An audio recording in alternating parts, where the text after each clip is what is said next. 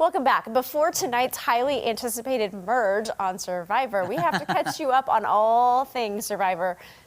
Yellow Tribe. Beware Tribe. Advantage. Beware What do you got, Blake? Yeah, okay, so this is kind of how this episode starts. So we've seen this Beware Advantage played out on 2 other tribes now. So Janine is actually the one that finds it, but her and Ellie are kind of there together.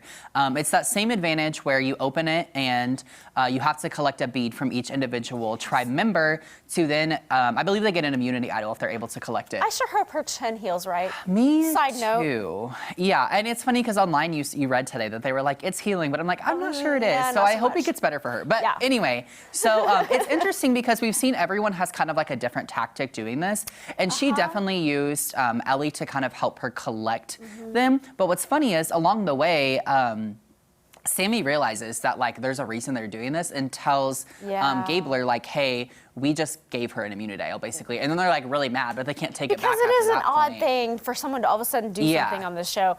But as a viewer, I'm like, can we do something else? Can we try a different challenge here? But go on. I'll say this. I hope they like maybe don't bring it back next season, but I enjoyed it on this specific season, just seeing how each tribe tackled it differently, because it really was done differently. Okay. So I think it shows off people's different social games, which was, I don't know, kind of fascinating to me, you know? That's true. So then we go to the immunity challenge, which, okay, first of all, was a giant course. I mean, it just blew me away. But something kind of fascinating about this one, right, is that the blue tribe, which has kind of caused speculation a lot recently, because they were kind of the ones under the radar, not really going to tribal. And then the episode before this, someone went home. Yeah, but there was like a lot of speculation this week that Ryan may have thrown the competition, and then kind of says like he did to an extent. Speculation, yeah. I was going to say he kind of admitted that after the fact that he did.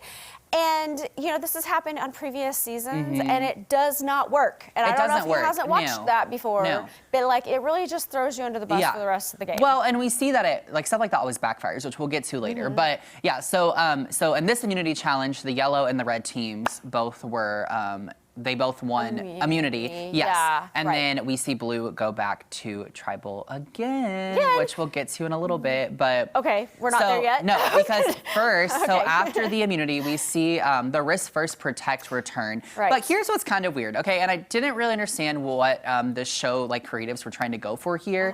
Because, okay, so we've seen this risk first protect play out. And last season, they were doing the summit every time, right? Going up the mountain, getting to the top. It was really emotional and very like deep and whatever.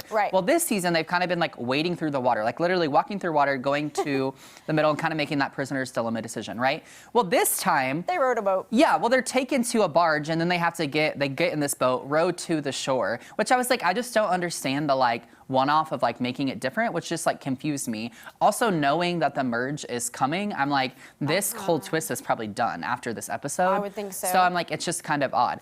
But what's really fascinating about this specific risk versus protect is that all 3 of them decide to risk it, which I think Geo tries to like play their emotion and try to get them to not risk theirs so he could get it. Did it work? Didn't work. And like that's the funny thing is someone always tries to play the emotional card and I'm like, it's probably not gonna work. But it's funny too because it just shows the players they are, which is interesting because then I'm like, okay, so how would these like specific 3 people work going into a merge per se? Because like all of them risking shows that none of them trusted each other in that moment, which sometimes we do see them build a very small amount of trust. So anyway. People can see right through Geo too. So they all risk it, which is funny because then they don't know until they get back to camp who actually got the advantage. So back at camp, they find out that Geo gets it, right?